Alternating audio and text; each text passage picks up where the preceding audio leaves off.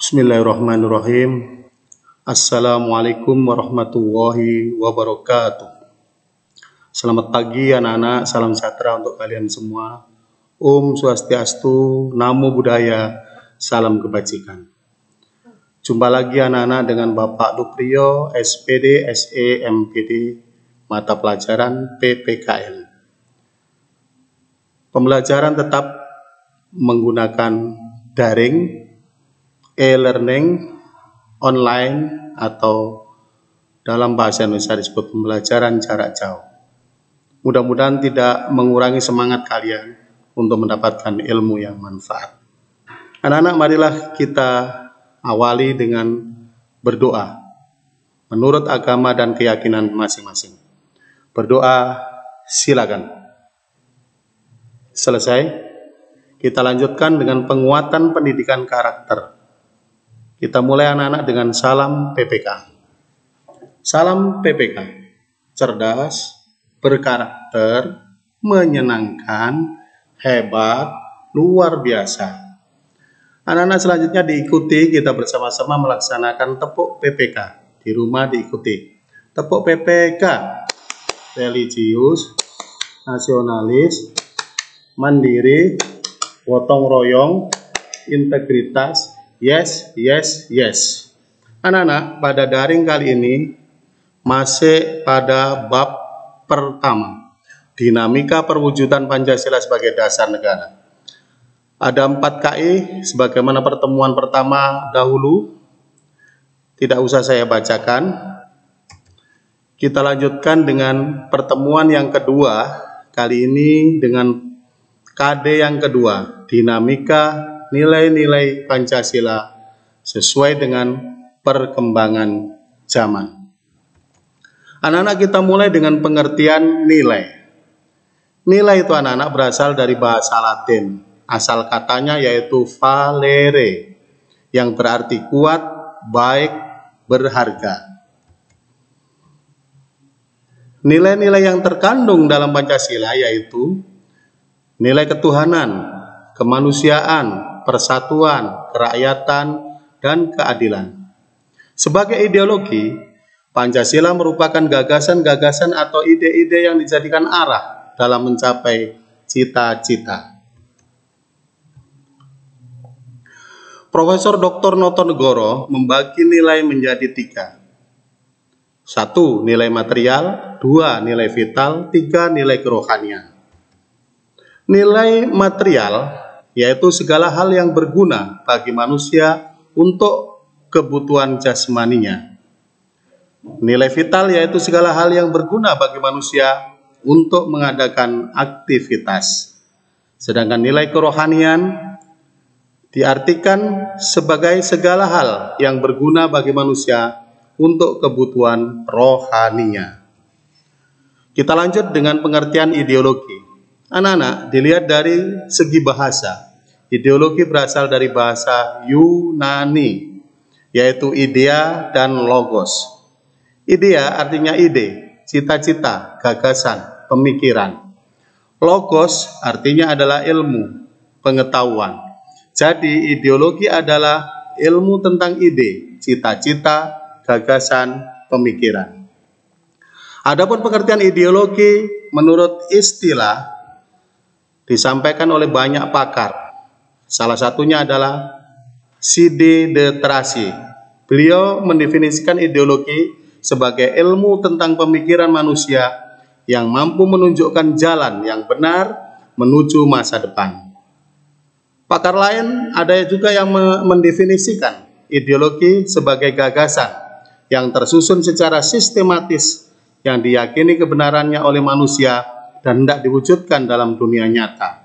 Sedangkan menurut Karl Marx, ideologi diartikan sebagai pandangan hidup yang dikembangkan berdasarkan kepentingan golongan atau kelas sosial tertentu dalam bidang politik atau sosial ekonomi. Anak-anak, kita lanjutkan dengan fungsi ideologi. 1. Menjadi pedoman bagi individu, masyarakat, atau bangsa untuk berpikir, melangkah, dan bertindak. 2. Menjadi kekuatan yang mampu memberi semangat dan motivasi bagi individu, masyarakat, dan bangsa untuk mencapai tujuan. 3. Menjadi upaya dalam menghadapi berbagai persoalan masyarakat dan bangsa dalam segala aspek kehidupan. Dimensi ideologi. 1. Dimensi realitas. Saya ulang, 1. Dimensi realitas, di mana tiap ideologi bersumber dari nilai-nilai real atau nyata yang hidup dan berkembang dalam masyarakat. 2. Dimensi idealisme, di mana tiap ideologi mengandung ide, cita-cita yang ingin dicapai. 3. Dimensi fleksibilitas atau pengembangan, di mana tiap ideologi selalu terbuka terhadap pemikiran baru dari masyarakat. Ideologi itu anak-anak digolongkan menjadi 2, yaitu ideologi tertutup dan ideologi terbuka. Menurut Kailan, ideologi tertutup memiliki ciri-ciri. 1. Bukan merupakan cita-cita yang sudah hidup dalam masyarakat. 2. Merupakan cita-cita satu kelompok orang yang mendasari suatu program untuk merubah dan memperbaharui masyarakat. 3. Dibenarkan atas nama ideologi bahwa masyarakat harus berkorban. Sedangkan ideologi terbuka menurut Kailan, ciri-cirinya adalah 1. Nilai dan cita-citanya tidak dipaksakan dari luar. 2. Nilai-nilai dan cita-cita digali dari kekayaan rohani, moral, dan budaya masyarakat sendiri. 3. Hasil musyawarah dan konsensus masyarakat.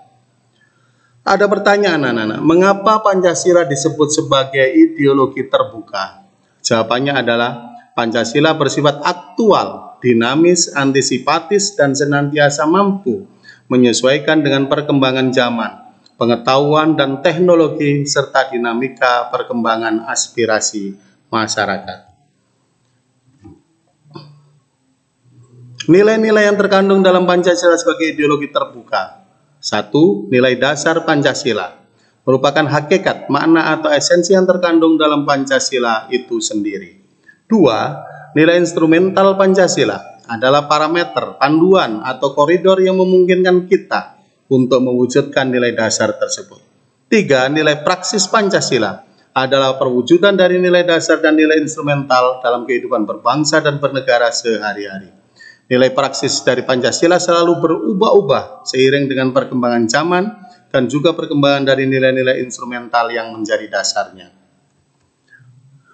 Dimensi Pancasila sebagai ideologi terbuka secara struktural ada 4.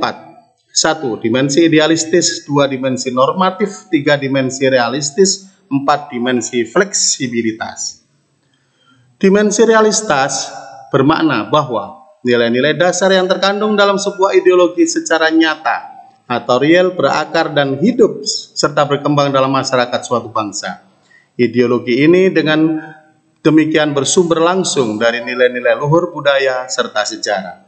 Dimensi idealisme bermakna bahwa ideologi tersebut mengandung cita-cita atau idealisme yang hendak dicapai dalam kehidupan di masa depan yang lebih sifatnya baik dalam berbangsa dan juga bernegara.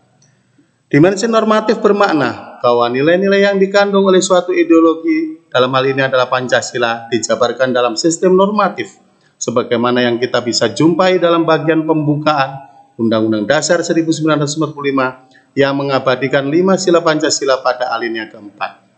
Dan yang terakhir anak-anak, dimensi fleksibilitas, yaitu kemampuan Pancasila untuk mempengaruhi dan menyesuaikan diri dengan perkembangan masyarakat dan perubahan zaman. Anak-anak, demikian materi daring pada pertemuan kedua pagi hari ini. Mudah-mudahan ada guna dan manfaatnya. Kita akhiri anak-anak dengan doa. Berdoa silakan.